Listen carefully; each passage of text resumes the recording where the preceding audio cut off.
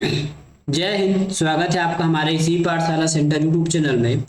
आज हम करने वाले हैं पटवारी चयन परीक्षा 2017 में पूछे गए गणित के प्रश्नों को हल। ठीक है, इससे पहले हमने एक इसका पार्ट बना दिया है, ये सेकंड पार्ट है। ठीक है, टोटल 30 प्रश्न में से 15 प्रश्न हमने सॉल्व कर लिए हैं, शेष 15 आज सॉल्व करने वाले हैं।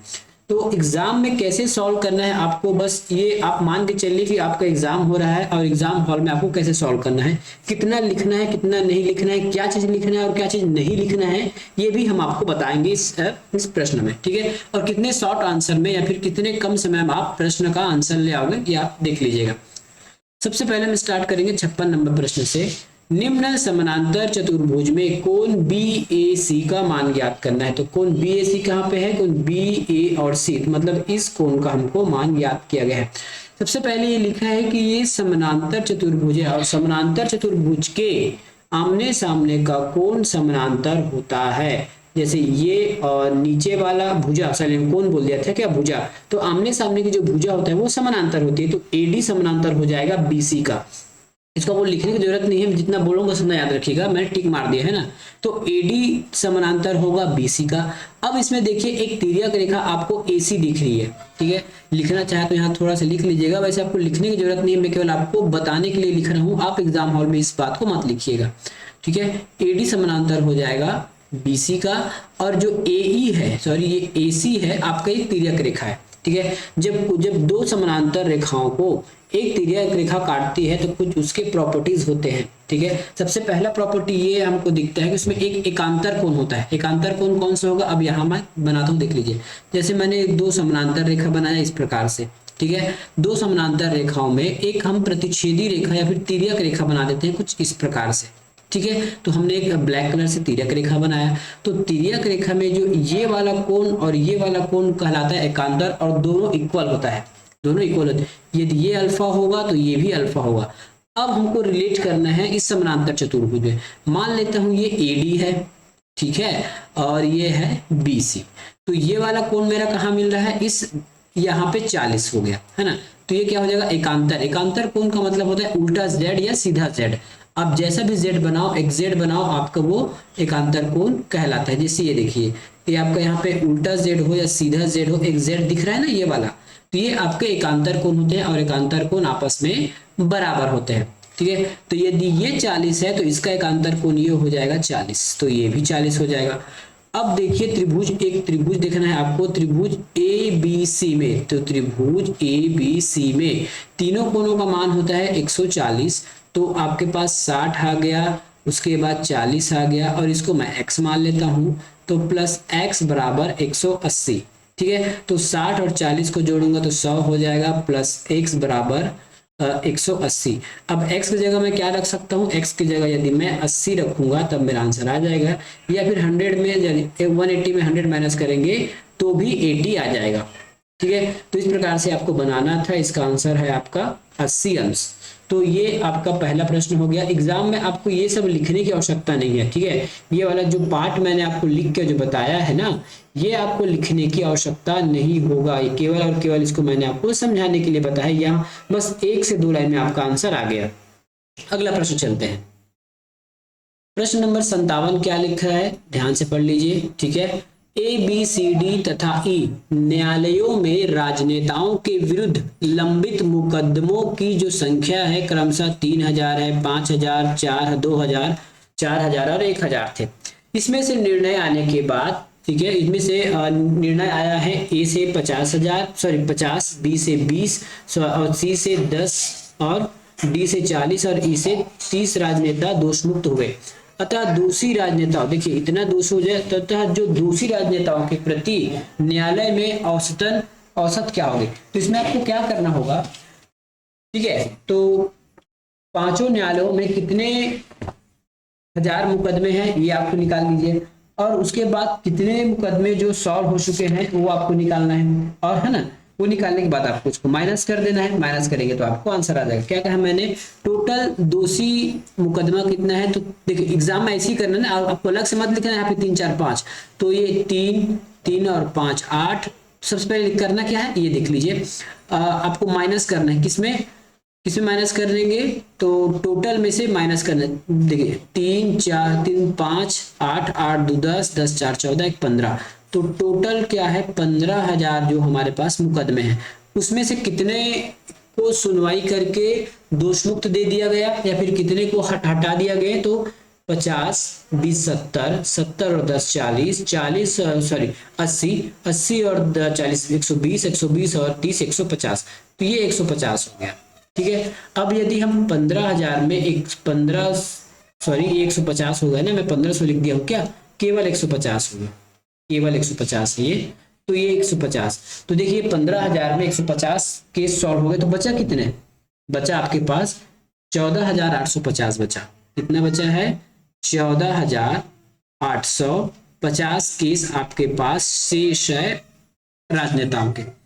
अब औसत पूछा है कि प्रति न्यायालय कितना औसत है। जब भी औसत निकालना होगा तो हम टोटल में न्यायालयों की संख्या से भाग दे देंगे। इस प्रकार आपको करना है ना, ज्यादा आपको लंबा लेके नहीं जाना है बार बार उसी चीज को लिखने के लिए।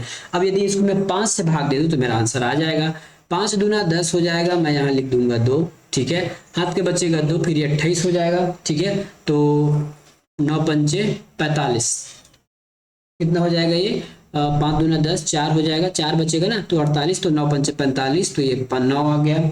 उसके बाद फिर 45 में 3 बच जाएगा, फिर 5 निकालेंगे तो ये हो जाएगा आपका 7 और ये 0 बार में, तो 2970 केस प्रति न्यायालय औसतन बच जाता है। आंसर नंबर ऑप्शन नंबर सी।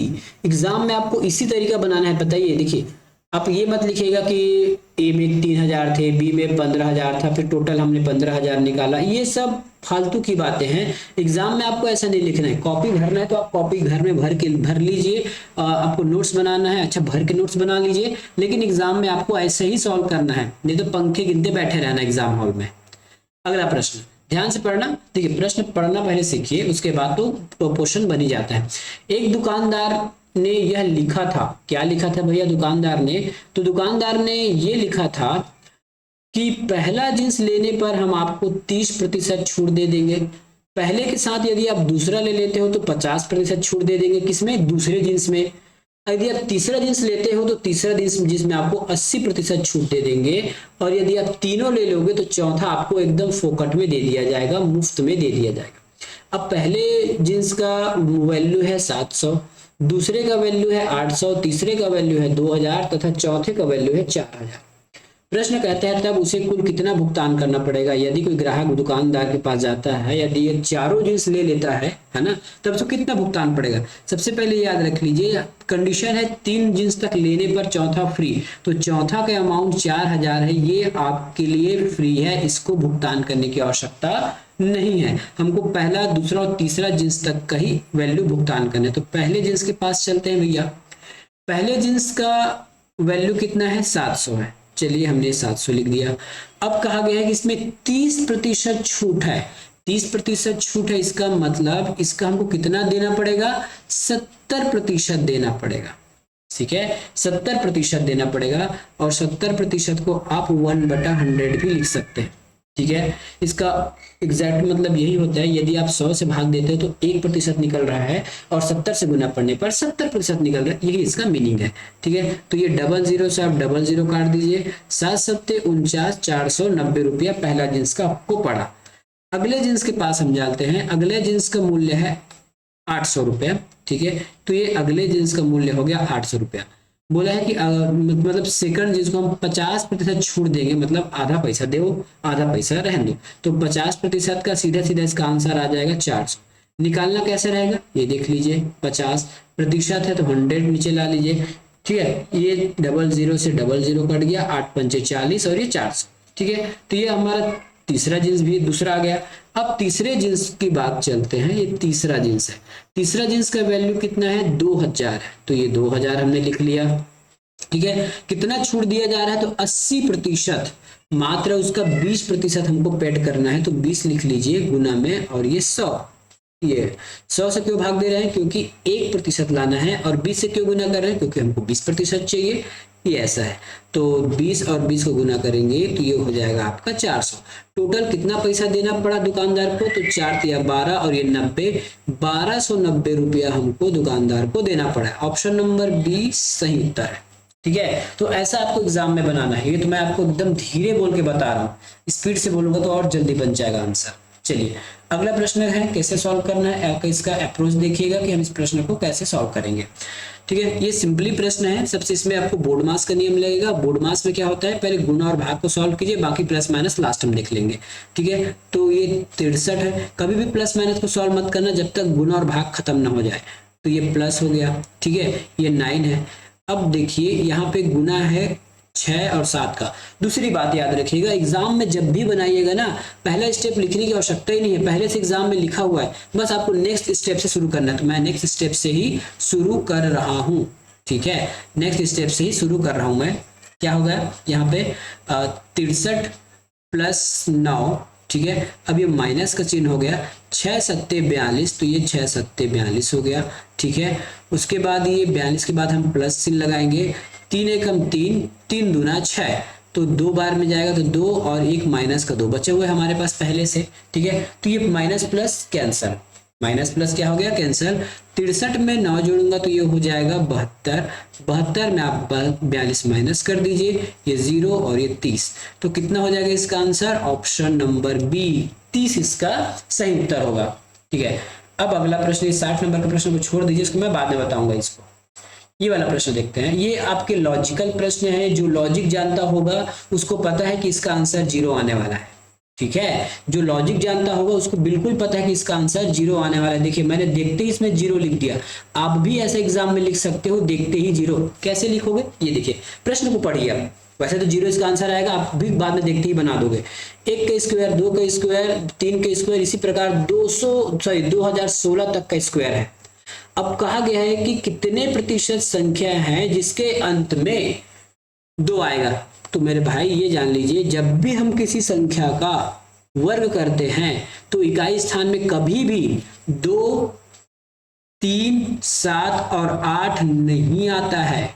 ठीक है, ये मैंने आपको बेसिक वीडियो में जरूर बताया है ये सब चीजें, आप उसको देख लीजिएगा। यहाँ भी थोड़ा प्रूफ करके बता देता हूं मैं। जैसे हम 1 से लेके 10 तक, क्योंकि सभी संख्या में वही डिजिट रहते हैं, तो 1, 2, 3, 4, 5, 6, 7, 8, 9 और यहाँ मैं 10 लिख लेता हूँ।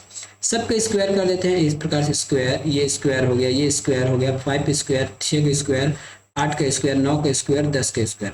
अब इसके स्क्वायर का आंसर क्या हो जाएगा? 1 का स्क्वायर होता है 1, 2 का स्क्वायर होता है 4, 3 का स्क्वायर होता है 9, 4 का स्क्वायर होता है 16, 5 का स्क्वायर होता है 25, 6 का स्क्वायर होता है 36, 7 का होता है 49 और 8 का होता है आपका 8 8 64, 9 का होता है 9 81 और 10 का होता है 100।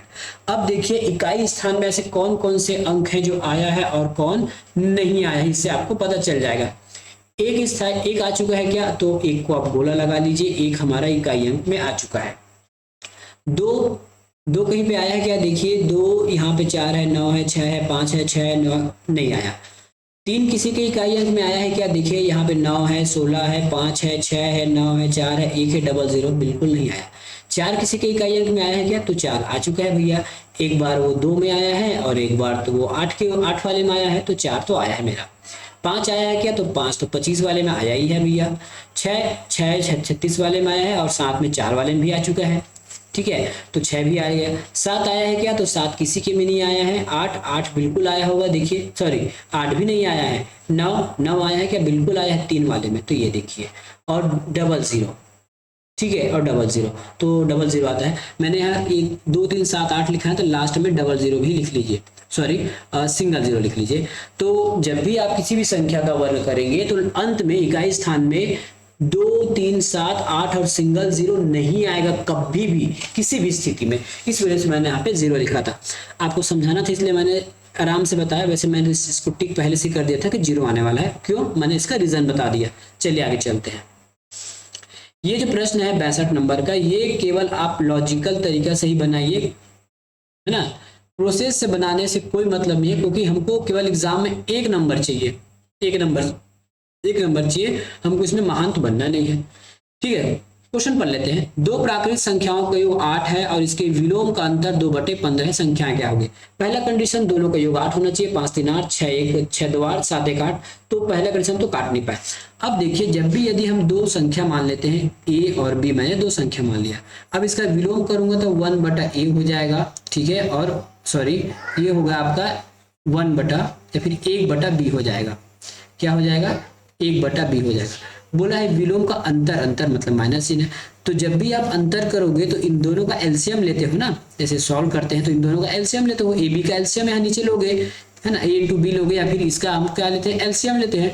तो अब बताइए यदि मैं एलसीएम लूंगा तो 15 यहाँ पहले से मेरे पास दिख रहा है, तो नीचे में से कौन सी संख्या है जो जिसका एलसीएम 15 हो सकता है। तो 1 और 7 का एलसीएम 15 नहीं हो सकता, 2 और 6 का एलसीएम 15 नहीं हो सकता, केवल और केवल 3 और 8 5 ऐसे है जिसका एलसीएम 15 हो सकता है। अब इसको हम आपको प्रूफ करके भी दिखा देते हैं। पहला कंडीशन इन दोनों का योग 8 है, वो तो प्रूफ हो गया है। अब इसको हम सॉल्व करके बताते हैं। जैसे इसका उल्टा कर देंगे, पहला संख्या 3 है, दूसरा संख्या 5 है, दोनों में माइनस करेंगे, ठीक है, तो इनका एलसीएम हो जाएगा 15, ठीक है, और ऊपर में हो जाएगा 5 - 3 बराबर 2/15। देखिए आंसर आ गया। तो कभी कभी आप आंसर से ही बना सकते हो, आपको प्रोसेस से बनाने की आवश्यकता नहीं पड़ेगी, ठीक है। तो ये 62 नंबर का प्रश्न हो गया।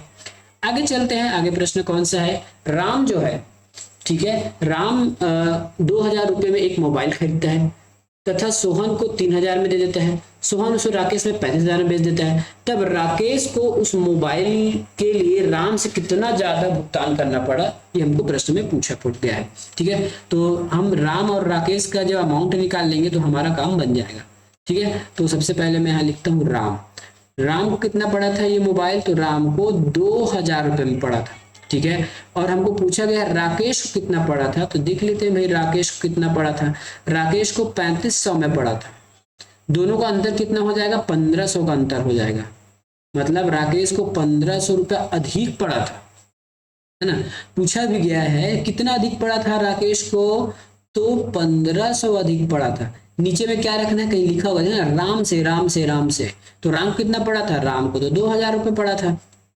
प्रतिशत के लिए 100 से गुणा कर दीजिए, 00 3 0 ऊपर से काट दीजिए, तो ये 3 0 हम काट देते हैं, ये कट गया, ठीक है।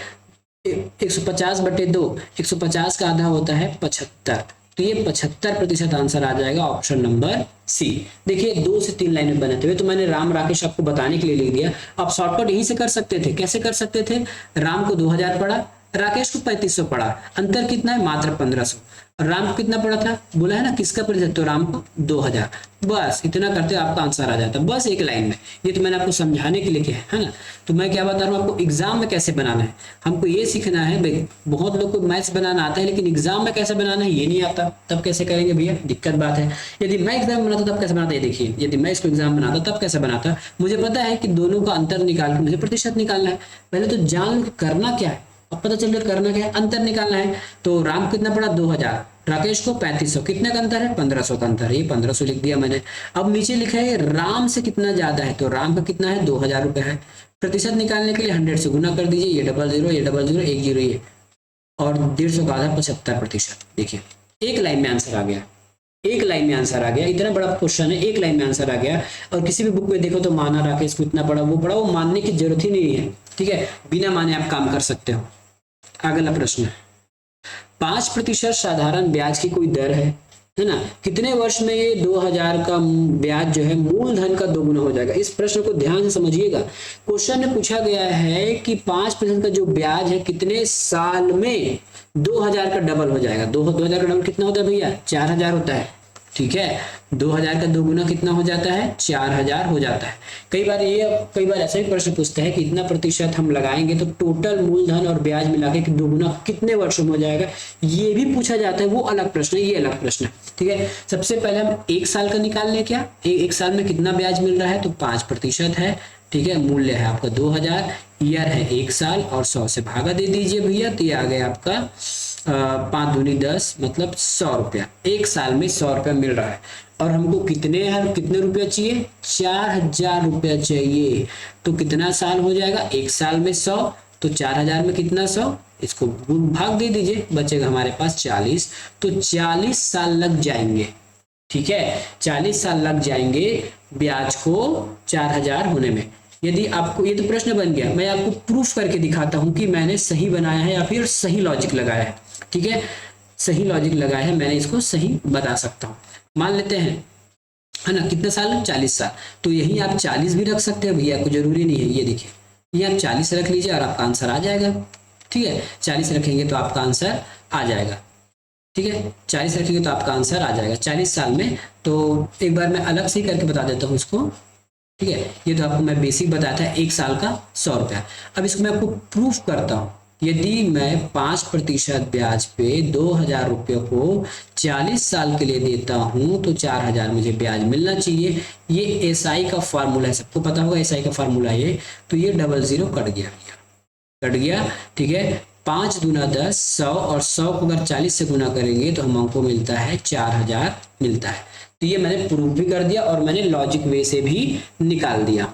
ठीक है, ये लॉजिक वे से भी निकाले। इसके बनाने के बहुत सारे तरीके हैं, लेकिन आपको केवल एक तरीका पता होना चाहिए, वो भी बिना फार्मूले का।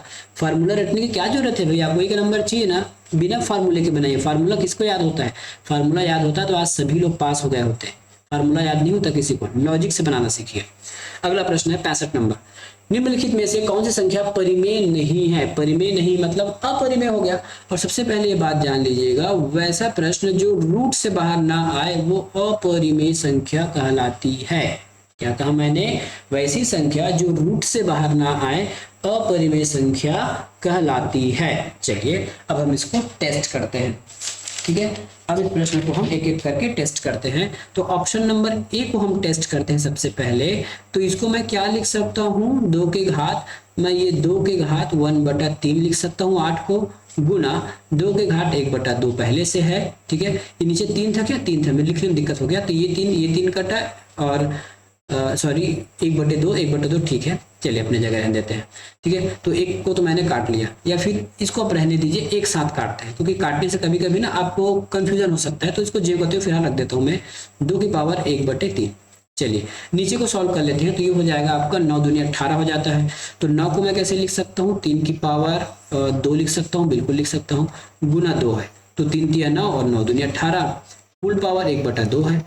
एक लाइन और सॉल्व कर देते हैं इसी को, एक लाइन और सॉल्व कर देता हूँ। एक लाइन सॉल्व करूंगा तो ये हो जाएगा आपका 2 के पावर 3 1/3 गुना 2 के पावर 1/2। ठीक है, अब ये हो जाएगा आपका 3 के पावर 2, और ये पावर दुगुना हो जाएगा ना, गुना 2 के पावर 1/2। ये आपस में कट गया, 2 के पावर 1/2 सही, 1/2 का पावर, नीचे और ऊपर दोनों सेम है, कट गया। ये 2 कटा, ये 3 कटा, ऊपर में क्या बचा मेरा, ऊपर में बचा मेरा 2 और नीचे में /3, तो 2/3 मेरा एक परिमेय संख्या है। तो जो पहला है ये तो परिमेय संख्या है, ये मेरा आंसर नहीं होगा। जो नहीं है वो मेरा आंसर होगा। ठीक है, जो नहीं है वही ना मेरा आंसर होगा, ये तो है। अब बी को कैसे सॉल्व करेंगे, चलिए बी को भी सॉल्व करके बता देता हूँ। बी को भी हम सॉल्व कर लेते हैं। ठीक है, तो ये तो पहला स्टेप लिखा ही है, इस 8 को मैं चेंज कर सकता हूँ, तो ये हो जाएगा 1/2 गुना, ठीक है, इस 8 को मैं क्या लिख सकता हूँ, 4 गुना 2 लिख सकता हूँ क्या। ठीक है, इसको मैं क्या लिख सकता हूँ, 4 गुना 2 लिख सकता हूँ, या फिर 2 गुना 4 लिख सकता हूँ। तो 2 गुना 4, और सभी में पावर लगा देता हूँ क्योंकि पावर अंदर गुना हो जाएगा। सभी में मैं पावर भी एक साथ लगा देता हूँ ताकि आपको एक ही स्टेप में काम बन जाए। ठीक है, ये 8 को मैं लिखूंगा 4 दूना 8, तो ये देख लीजिए 4 हो गया और गुना 2 हो गया, 4 दूना 8 हो गया। अब पावर इसमें भी लगा दीजिए 1/2, और इसमें भी 1/2, 1/2 गुना मेरे पास है 2 के पावर क्यूब करूंगा, और नीचे क्यूब है, ये देखिए ये पावर। ठीक है, अब इसको यदि आप चाहो तो 4 को 2 की पावर 2 भी लिख सकते हो, ऐसे 2 की पावर 2, तो ये कट जाएगा, ये कट जाएगा, ये कट जाएगा, ये कट जाएगा। ठीक है, बचेगा हमारे पास क्या, ये देखिए, अब बचेगा हमारे पास क्या, ये देखते जाइए, बचेगा क्या हमारे पास, तो ये 2/1 पावर गुना हमारे पास यहाँ बच जाएगा, आपके पास 2 बच जाएगा, यहाँ पे 2 बच जाएगा, गुना 1/2 गुना यहाँ पे 2 बच जाएगा, इस प्रकार से। ठीक है, तो ये हो जाएगा आपका 2 दूना 4, और 1 2 की पावर 1, दोनों एक आपस में ऐड हो जाएगा, ये होगा 2 1 की पावर 2 प्लस 1 की पावर 2 गुना 4, इस प्रकार से। ठीक है, इस प्रकार से हो जाएगा। बाकी आगे सॉल्व करेंगे तो आपका आंसर क्या आ जाएगा, इसमें कट फिट के लास्ट में आपको 4 ही मिलने वाला है। कट फिट के लास्ट आपको 4 ही मिलने वाला है, ये दोनों कैंसिल हो जाएगा। ठीक है, ये दोनों आपका कैंसिल हो जाएगा। ठीक है, तो ये इस प्रकार से 8 बच जाएगा। अब ऑप्शन नंबर सी को देखते हैं, सी को कैसे हम सॉल्व कर सकते हैं। ठीक है, तो बाकी से मैं डिलीट कर देता हूँ, ये तो हमारा प्राइम नंबर नहीं है, मेरे पास जगह नहीं है, इसलिए मैं इसको डिलीट कर देता हूँ। ठीक है, इसको मैं डिलीट कर रहा हूँ और ऑप्शन नंबर सी को चेक करते हैं कि वो अपरिमेय संख्या है कि परिमेय संख्या है। ठीक है, अपरिमेय संख्या है कि परिमेय संख्या है, हम ऑप्शन नंबर सी को अब चेक करते हैं। चलिए, अब 125 लिखा है, इस 125 को मैं लिख सकता हूँ 5 का क्यूब और नीचे है 1/3 गुना 4 है, 4 को मैं क्या लिख सकता हूँ, 4 चौके 16 लिख सकता हूँ ना, 4 दूनी 8, 8 दूनी 16। ठीक है, कितना हो जाएगा, 4 चौके 16 क्या हो जाएगा, या फिर 2 का पावर हम 4 लिख सकते हैं क्या यहाँ पे। ठीक है, 4 का पावर 4। ठीक है, हम इसको लिख सकते हैं 2 की पावर 4 और इधर है ऑलरेडी 1/4 पहले से है। ठीक है, अब नीचे में देखिए 2 की पावर 1/2 है, ये 3 से ये 3 कट गया, ये 4 से ये 4 कट गया, तो ऊपर मेरे पास क्या बचा, 5 गुना 2 बच जाएगा। ठीक है, कितना बच गया, 5 गुना 2 बच गया, और नीचे में बच जाएगा 2 घात 1/2, ऊपर में बच जाएगा 5 दूना 10। ठीक है भैया, 5 दूना 10 हो गया। अब देखिए ये 2 की पावर 1/2 को मैं √2 भी लिख सकता हूँ, और यदि नीचे √2 आ गया, इसका मतलब ये ना तो हमारा क्या चीज है, मूल नंबर हमारा तो पूर्ण संख्या है न कुछ भी है, तो इसका मतलब ये √2 2 से बाहर नहीं आएगा, इसीलिए ये पूरा संख्या हमारा अपरिमेय संख्या कहलाएगा। क्यों, क्योंकि यहाँ पे √2 आ गया और किसी भी स्थिति में ऊपर नीचे से कैंसिल नहीं हो सकता, इसलिए हमारा क्या हो जाएगा, ये अपरिमेय संख्या हो जाएगा, ऑप्शन नंबर सी। अगला प्रश्न है, दो संख्याओं का जो लघुत्तम समापवर्तक है 1,31,387 है तथा उनका महत्तम समापवर्तक इतना है, तो यदि एक अंक हमको दिया गया है, दूसरा अंक ज्ञात करना है, सबसे पहला अच्छा तरीका ये होता है एलसीएम गुना एचसीएफ बराबर होता है first number into second number. ठीक है, तो हमारे पास एलसीएम है 13, 31, 3, 8, 7 और एचसीएफ कितना है, 37 है। ठीक है, यदि मुझे पहला नंबर निकालना होगा तो अगले नंबर को मुझे इसमें पक्षांतर करना पड़ेगा, इधर भी बच जाएगा, इधर पक्षांतर होगा और ए की वैल्यू मैं रख देता हूं 1961। इसको यदि आप सॉल्व करोगे तो आपका आंसर मिल जाएगा। ठीक है, सॉल्व कैसे करना है, तो 1961 को यदि आप 67 बार भाग दोगे तो ये आ जाता है, और 67 गुना 37 करने पर हमारा उत्तर क्या आ जाएगा, ये हो जाएगा हमारा 2479। 2479 आप करके देख लीजिएगा, बड़ा कैलकुलेशन है इसलिए मैंने पहले इसको करके देख लिया था, आंसर यही आएगा।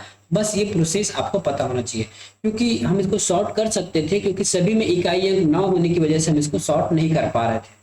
अगर इकाई अंक अलग होता तो हमको गुणा करने की आवश्यकता ही नहीं पड़ता, हम इकाई अंक से इसको बना सकते थे। अगला प्रश्न है, ये है आपका वर्गमूल वाला, इसमें वर्गमूल आपको निकालना पड़ेगा। वर्गमूल कैसे निकालते हैं, तो सबसे पहले चलते हैं वर्गमूल निकालने के लिए। वर्गमूल निकालने के लिए इस संख्या को आपको अंडर रूट करना पड़ेगा 3191.39। अब ऊपर से आपको पॉइंट हटाना है तो नीचे आपको 100 जीरो लगाना पड़ेगा, 9129। ठीक है, कितना पॉइंट के बाद, तो 2 पॉइंट के बाद तो 2 जीरो। अब इसका हम क्या निकाल लेते हैं, इसका हम निकाल लेते हैं, हमारा रूट निकाल लेते हैं, मूल संख्या निकाल लेंगे। तो इसको आपको थोड़ा सा ट्रिक लगाना पड़ेगा। ट्रिक कैसे लगाना पड़ेगा, प्रोसेस से बनाओगे तो बहुत लंबा हो जाएगा। ये 10 हो जाएगा, 100 का अगर वर्गमूल निकालते हैं तो ये 10 हो जाता है। ये जो 1,39,129 है ना, ये वर्गमूल आप क्या करेंगे, आप थोड़ा थोड़ा ना इसको गुना करके देखिए, आप टोटल इस नंबर को गुना करके देखिए आपस में, और इस टोटल का स्क्वायर निकाल के देखिए, इन दोनों का स्क्वायर निकाल के अगर आप चेक करते हैं तो आपका आंसर मिल जाएगा। ठीक है, इन दोनों का अगर हम चेक करते हैं तो हमारा आंसर इसमें मिल जाता है। मिल क्या जाएगा, मान लेते हैं हम 33 का स्क्वायर करते हैं, 333 का स्क्वायर करेंगे तो हमारा आंसर आ जाता है इसमें 110889, जबकि ये आंसर हमारा आया नहीं, मतलब इससे बड़ा हमको नंबर चाहिए। दूसरी बात, ये पॉइंट के बाद डबल डिजिट नहीं आएगा, जब भी वर्गमूल निकालते हैं तो उसका आधा निकलता है पॉइंट के बाद, तो ये डबल जीरो तो आएगा नहीं, सिंगल डॉट वाले में आएगा, मतलब ये ऑप्शन तो होगा ही नहीं। ठीक है, अब देखिए 33 क्या हो गया, 33 हमारा छोटा हो गया। ठीक है, 333 का स्क्वायर के तो छोटा हो गया, तो 27 भी हमारा आंसर नहीं हो सकता, है ना। 333 के स्क्वायर करने पर देखिए ये 1,39,000 है और ये 1,10,000 है, कहाँ से आंसर होगा। अब इस 137 का हम आंसर 173 के स्क्वायर करते हैं, तब ये निकल जाता है हमारा 79, 139, 129 मान आ जाता है। मतलब ये 373 का वर्गमूल है। तो आप यहाँ क्या लिखोगे, 373 लिख दीजिए। ये आपका लॉजिकल है ना, सोच के हमने बनाया है। हमको यदि आप प्रोसेस से बनाओगे तो बहुत लंबा लगेगा, मैं पहले ही बता दिया हूँ। तो जितना ज्यादा हो सके सोचने वाला प्राणी बनिए। ये बन गया। अब नीचे 0 है, नीचे जो 10 है, ऊपर करेंगे तो एक संख्या के बाद डॉट लग जाएगा। ये हो गया हमारा आंसर। तो ऑप्शन हमारा यही आंसर हो जाएगा। चलिए आगे चलते हैं। अगला प्रश्न है, एक व्यक्ति जो है 15 वस्तु को 33 रुपए में बेचता है और 10% लाभ कमाता है। अच्छी बात है। यदि वह 10 वस्तुएं 25 से बेचता है तो कितनी प्रतिशत लाभ कमाएगा।